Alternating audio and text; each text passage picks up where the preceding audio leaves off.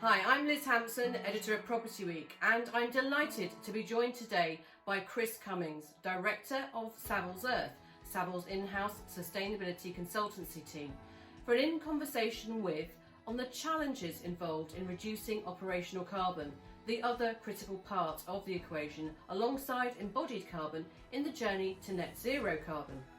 As we will hear, for all the bold statements of intent, there is a huge amount of work to do to get the industry on track in reducing operational carbon and turn those bold words into meaningful action.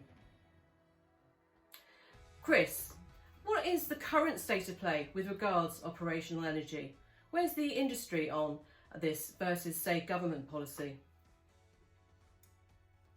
You could think that operational energy is being part of the conversation quite strongly, but actually we're talking about operational carbon more than we're talking about operational energy. And I think for property, you're looking at three main factors in this area, and that's embodied carbon, operational energy, and operational carbon. Kind of only really focusing on the last one in terms of policy and legislation. And embodied carbon is obviously the bigger one for anything for new build. That's the really big issue that we've got to tackle. There's not really anything about that. Operational energy is the longer term view, because that's what we need to do to actually kind of live within our means by 2050. And operational carbon is what everyone's talking about. So that's where you hear a lot of claims to be procuring green energy, bringing online renewables, having created these offsets, but actually how bloated and lean are your buildings in the first place, because that's the bit that we need to get back to. So there's a bit of a disconnect, in those conversations. So it's basically the starting point. People forget that you're coming from a very high base, actually, when reducing operational energy or carbon. Is that fair to say? It's almost looping back to where we were when we started doing this 25 years ago. We didn't really talk about carbon. You talked about creating energy efficient buildings.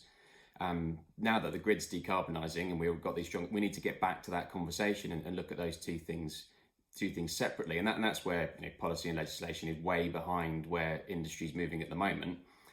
There's definitely been a big delay, obviously, with building regs for a couple of reasons. Brexit and Grenfell being reasonably valid ones for that.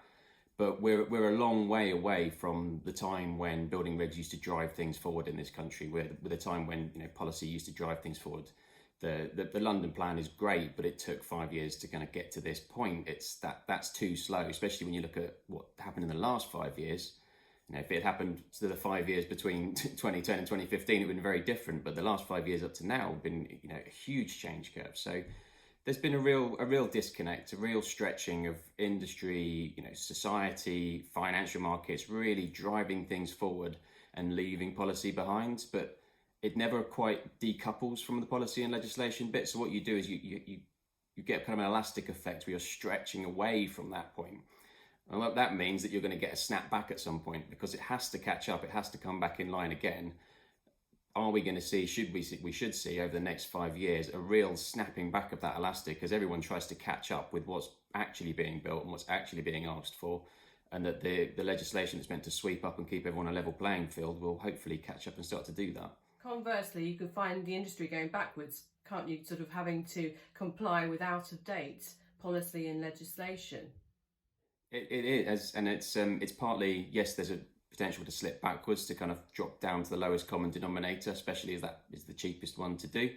But you also get dangerous areas where you've got a disconnect between some of these emerging policies. Taking the carbon factors that have been changing in SAP, adopting those in the future is only meant to be done when you're actually implementing all of the other energy efficiency targets at the same time.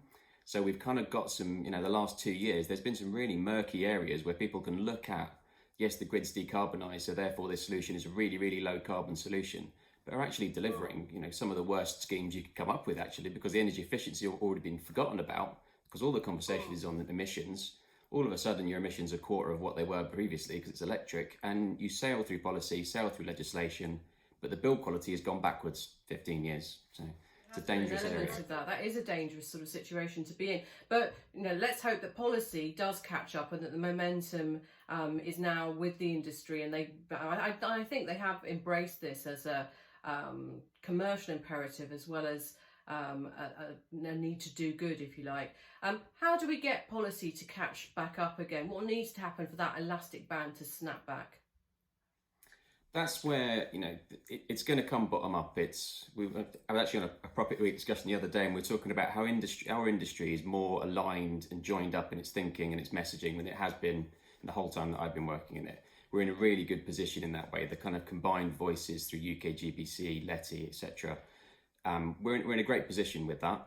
That's had to happen because of the vacuum that's been left by the top-down approach. But we need to maintain that. We can't wait for the edicts to come on down. All of the knowledge, all the expertise, the people that are going to have the technical know-how to solve all these problems and to deliver them are going to come from industry. It's not like waiting for our parents to tell us it's now time to go outside and you automatically acquiesce that your parents know better than you.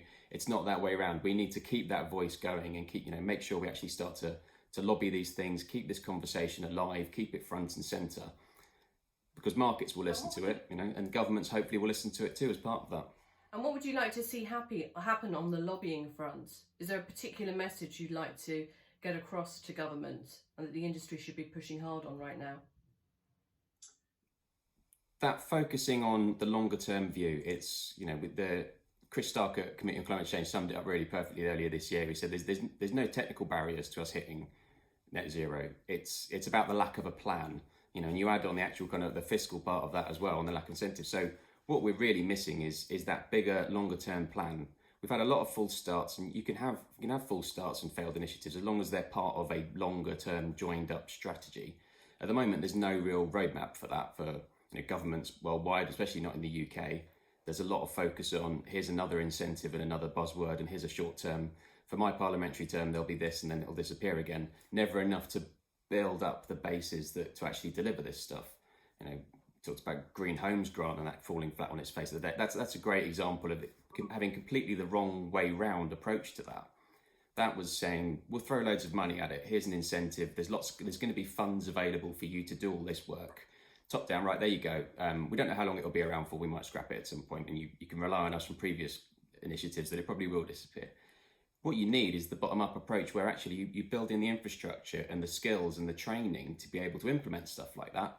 Then you can throw in incentives and funds and pots. But it was a classic example of just throw some money at it and hopefully the problem will go away. And it fell flat on its face just because there was no way to actually deliver what it was. There was no confidence for people to build up the training academies or the supply chains to adapt to be able to deliver it, because there's no confidence that it's actually something that's going to be there beyond the next parliamentary term, part of a bigger joined-up approach to 2050. So there's a sort of fatally short-termist attitude that's being sort of deployed by the government. I mean, what can be done, though, to instill that need for a longer-term view and for this roadmap to be put together, something that's meaningful rather than, looking at it down the wrong end of the telescope and just trying to incentivise something that you haven't yet articulated?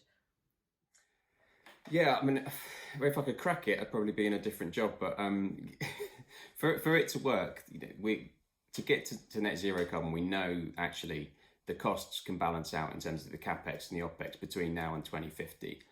But they balance out nationwide across different parts, across different sectors, so that the same person that's putting that money in isn't necessarily going to be the person that sees the savings come out. Now, you can't really do that joined up just from the bottom up by industries to find ways to do that. That needs to be something that comes down from government as a way to kind of to smooth those things out.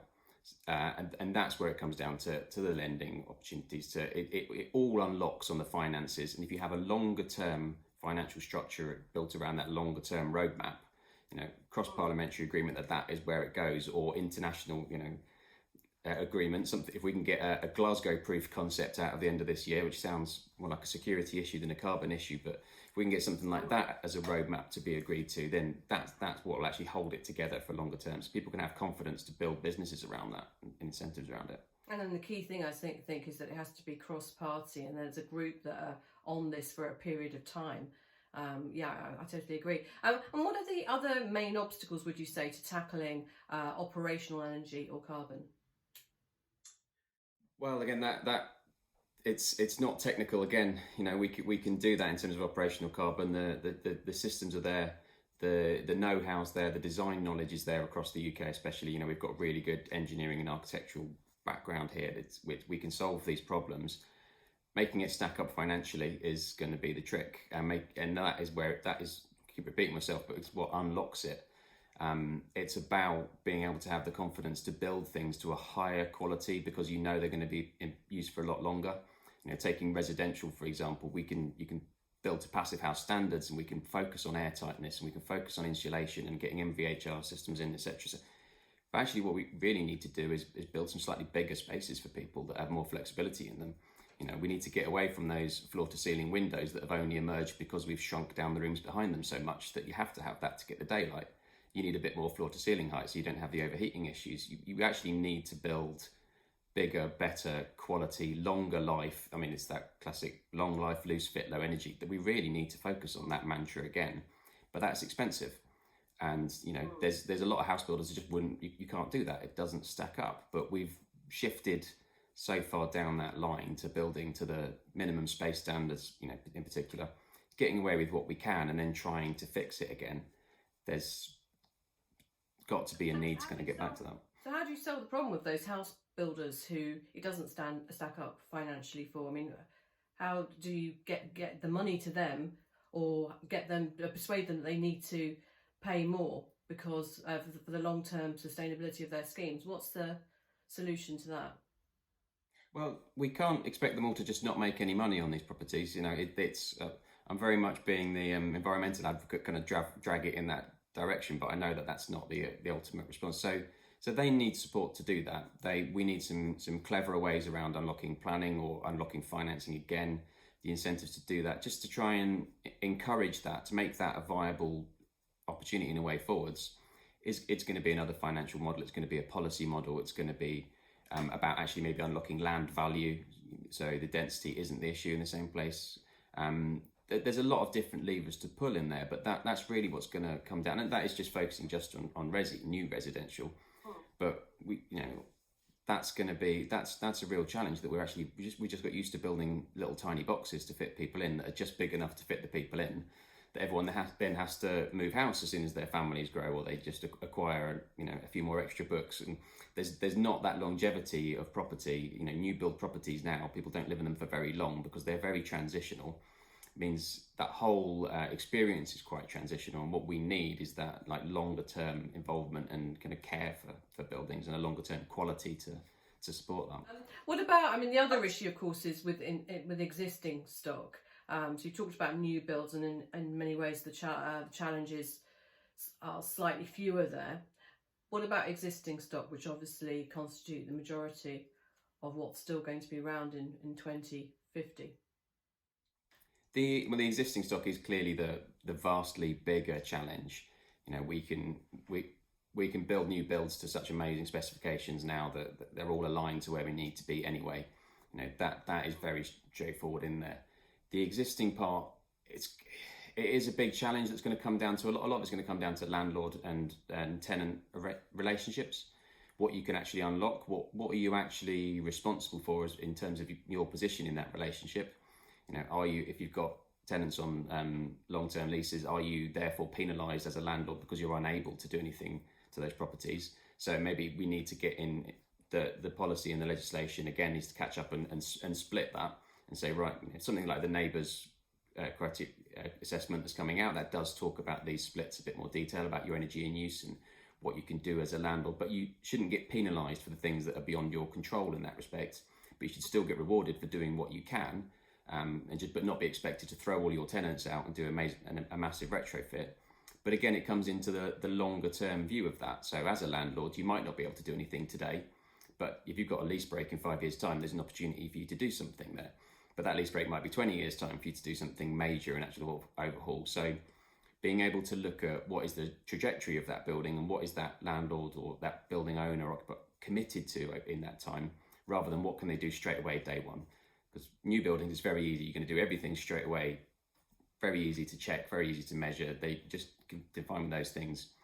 All these other constraints about the embodied carbon of the things you're going to be replacing and throwing away, all those need to be considered for the existing buildings, and that's where we need to be measuring buildings and measuring assets on their trajectories, their longer term view. What are you going to do? What is your commitment as an organisation to do with that property between now and 2050? They're going to make sure you're on track with the rest of the country, and you're going to form part of that bigger picture. We need to balance all the infrastructure to get to net zero. So again, it's a longer term view and just mindful of what's actually possible on either side of that equation. And where do people start if they're going to sort of address what's going on with their existing stock? Are there some guidelines out there? So a lot of the work that we're doing is looking at around the risk side of things. It's generally driven at the moment. Things like the CREM risk curves about where you've got a risk of becoming a stranded asset. The whole stranded asset conversation is driving a lot of decisions at the moment. And just crudely, that is, you're looking at the national trajectory or your organisation's trajectory between now and net zero and how you're going to reduce your emissions. Look at where your property sits now, and is it going to cross that curve? Is it going to go above the line and become potentially a stranded asset, either because of legislation or just because people won't want to occupy it? So what can we do to bring it underneath that? So that is driving the decision at the moment. And that for existing buildings, that involves just getting stuck into looking at what a building is doing now, how it's being used, what it's made up of. When are you going to have these chances to actually make some interventions? And you take exactly the same approach as you do with that new build design specification, and you set all those standards. It's just that you can't do them all at once. So you say, here's an efficiency measure, and we can do that right now because it's just changing the controls and moving some things around. Here's the next step, and that's going to have to wait until we get rid of these tenants. Cycle naturally happens in 5 years' time. Here's the next one in 15 years' time because there's going to be a whole main plant replacement. And you track those trajectories down, and then you can look at a property's potential rather than where it is now.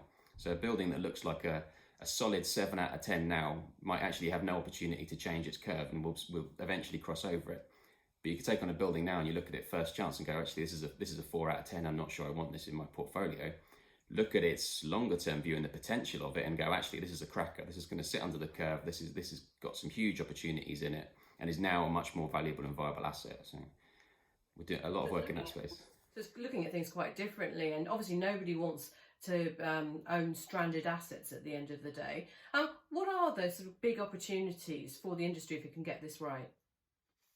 If we can get it right, we'll talk about that kind of balancing of capex and opex that's going to happen. The FT reported that was about 50 billion quid's worth of capital expenditure every year. That's an awful lot of building and infrastructure projects for the property industry to get stuck into, and a lot of problems for them to solve. So it's an area that's only going to go one way. So I just the sheer amount of work that needs to be done, the amount of problems that need to be solved, that need the architects, the engineers, the technical advice around those to actually make them work. It's enormous. It's huge possibilities, huge opportunities. Particularly around the existing buildings, just because that is where the main stock is going to be. So really cracking that way of bringing those in line, and the interventions that you can bring on board to make that happen. There's enormous amount of opportunities, probably more than we've had before, but very much focused on the existing building side than it would be potentially on building new cities or things that we like to get excited about and talk about as being great opportunities. And what do you hope will happen in the next few years? And what do you think will actually happen? Optimistic me would say that we'll get this roadmap. We'll actually get a plan with and a joined up way to do things rather than some targets. We get targets and we get incentives and we get a great initiative that throws up. So it'd be, optimistic me would say, yes, we're going to get that plan in the next few years. Optimistic me doesn't come out very often though. I think what we will see in the next 5 years is it still be continuing to be a bottom-up green revolution. I think it's going to be driven by demand in the market. I think it's going to be driven by the financial markets responding to that, the unlocking of green lending. That's going to be a key piece to it. I think actually being able to access finance only when you've got green credentials and only when you're on the right track, that's going to unlock a lot of work. I think sadly, we're probably a few more climate-related catastrophes away from there being enough of a catalyst for something like one of the next COPs to really have an impact. I think we've seen in the last 18 months how well we can respond to something of a catastrophic incident. Unfortunately, I think to really galvanise a coherent global approach to that, we're probably a few catastrophes away from seeing that, but we can continue to keep driving this up and bringing it up from the bottom up. That's pretty depressing. And that's realistic you speaking. What about pessimistic you? Pessimistic me is that everyone thinks that the tipping point's already gone and we just abandoned all hope and eventually the seas rise up and take us all, but we'll be happy because we happen to be on fire at the time. Wow, that's quite a vivid You are pessimistic. description. Let's hope pessimistic view is very, very wrong. And what next steps does the industry need to take to reduce operational carbon? What do landlords and tenants need to do right now on the operational energy front?